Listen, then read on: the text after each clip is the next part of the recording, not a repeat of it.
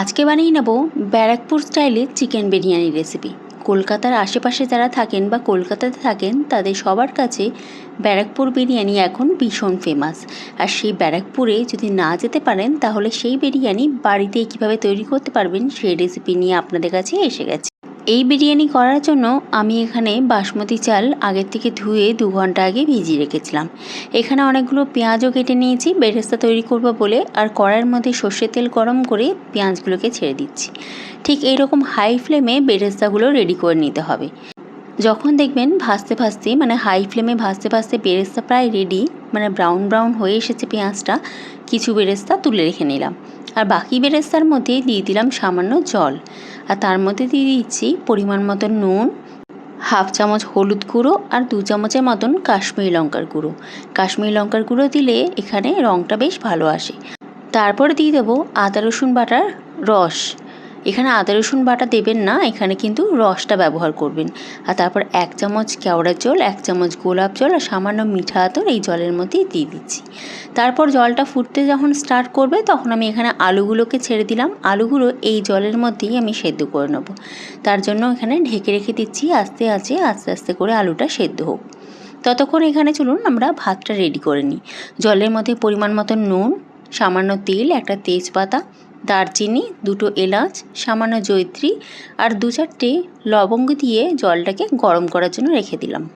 জলটা যখন বেশ ফুটে উঠেছে তখন এখানে আমি চালগুলোকে ছেড়ে দিচ্ছি।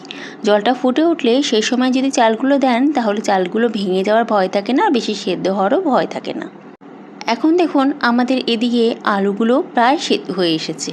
আলু যখন দেখবেন প্রায় সেদ্ধ হয়ে এসেছে, 60 to 70% সেদ্ধ হয়ে গেছে, আলুগুলোকে তুলে রেখে নিন। বাকি সেদ্ধটা আমরা যখন দম দেব তখন হয়ে যাবে।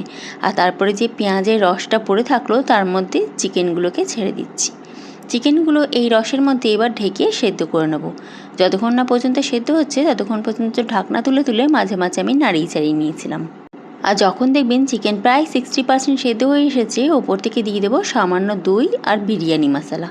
এই বিরিয়ানি করার জন্য খুব একটা দইয়ের প্রয়োজন হয় না। আমি এখানে 2 থেকে 3 টেবিল চামচ দই দিয়েছি আর বিরিয়ানি মশলা সামান্য দিয়েছি, আর কোনো মশলা এখানে লাগবে না। এইবারে আরও 5 মিনিটের জন্য চিকেনটাকে আমরা কষিয়ে নেব। এই বিরিয়ানি করার জন্য ফুড কালারটা জলের মধ্যেই দেব, আর তার মধ্যে দিয়ে দেবো সামান্য গোলাপ জল, কেওড়া জল এবং মিঠা আতর আর কয়েকটা কেশর আমি এই জলের মধ্যেই ছেড়ে দিয়েছিলাম। সেটা প্রায় আধ ঘন্টার মতন ছেড়ে দিলেই হবে। আমি ভাতটা যে রেডি করেছিলাম সেটা অলরেডি ফ্যানের তলায় ঠান্ডা করার জন্য রেখে দিয়েছি, সেই ভিডিওটা আর করা হয়নি। ভাতটা 60% মতো সেদ্ধ করলেই বিরিয়ানিটা দম দেওয়ার সময় বাকিটা রেডি হয়ে যাবে।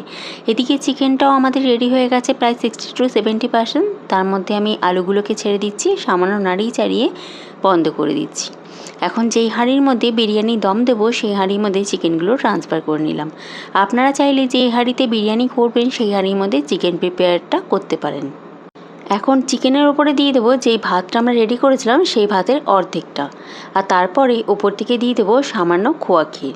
খোয়া ক্ষীর আমি এখানে ক্রাশ করে রেখেছিলাম, সেই ভাতের ওপর থেকে দিয়ে দেবো। এই বিরিয়ানি করার জন্য 2টো লেয়ারিংয়েই যথেষ্ট। একটা লেয়ারিংয়ে আমি খোয়া ক্ষীর দিয়েছি আর তার সাথে দিয়েছি প্রায় 1.5 কাপের মতন দুধ, আর তারপরে উপর থেকে বাকি যে ভাতগুলো ছিল সবগুলো দিয়ে দিলাম। আর তার উপর থেকে দিয়ে দিচ্ছি যে জলটা আমরা প্রিপেয়ার করেছিলাম গোলাপ জল, কেওড়া জল এবং মিঠা আতর দিয়ে, সেই জলটা দিয়ে দিচ্ছি। আর তার ওপর দিয়ে বেরেস্তাগুলো যেগুলো তুলে রেখেছিলাম সেইগুলো দিয়ে দিচ্ছি, আর ওপর থেকে সামান্য বিরিয়ানি মশলা ছড়িয়ে দিচ্ছি। ব্যাস, এই লেয়ারিং কমপ্লিট। ব্যারাকপুর স্টাইলে বিরিয়ানিতে বেশি লেয়ারিংয়ের প্রয়োজন হয় না এবং খেতে দুর্দান্ত হয়। ওপর থেকে ফয়েল পেপার মুড়িয়ে দিলাম, আর তারপরে গ্যাসের ওপরে একটা বাসন বসিয়ে অন্য একটা পাত্র বসিয়ে তার উপরে হাঁড়িটা দমে বসিয়ে দেবো 25 থেকে 30 মিনিটের জন্য। প্রথম 10 মিনিট মিডিয়াম টু হাই ফ্লেমে, আর পরের বাকিটুকু সময় একদম লো আছে। ব্যাস রেডি। আর তারপরে 10 থেকে 15 মিনিট ওভাবেই ছেড়ে দিতে হবে গ্যাস অফ করে, আর তারপরে সার্ভ করতে পারেন। এই রেসিপি ট্রাই করে আপনারা ব্যারাকপুর বিরিয়ানির স্বাদ বাড়িতেই বসে পেতে পারবেন, এবং রেসিপিটা বানানো কতটা সহজ সেটা আশা করি আপনারা দেখে বুঝতেই পেরেছেন। খেতে দুর্দান্ত হয়, এবং যারা সত্যিকারে ব্যারাকপুর যেতে পারেন না সময়ের অভাবে, অথবা দূরত্বের জন্য তারা এই রেসিপিটা ফলো করে একবার বিরিয়ানি অবশ্যই বানাবেন, সেটা আমার রেকমেন্ডেশন রইল। বিরিয়ানিটা দেখতেই পাচ্ছেন কতটা ঝরঝরে হয়েছে এবং খেতে স্বাদ ভীষণ টেস্ট হয়েছিল। আশা করি আমার এই রেসিপিটা আপনাদের খুব ভালো লেগেছে। ভালো লেগে থাকলে অবশ্যই একটা লাইক করে দেবেন এবং আমার এই পেজটিকে ফলো করে দেবেন। ইউটিউব চ্যানেল থেকে দেখলে চ্যানেলটিকে সাবস্ক্রাইব করে দেওয়ার অনুরোধ রইল।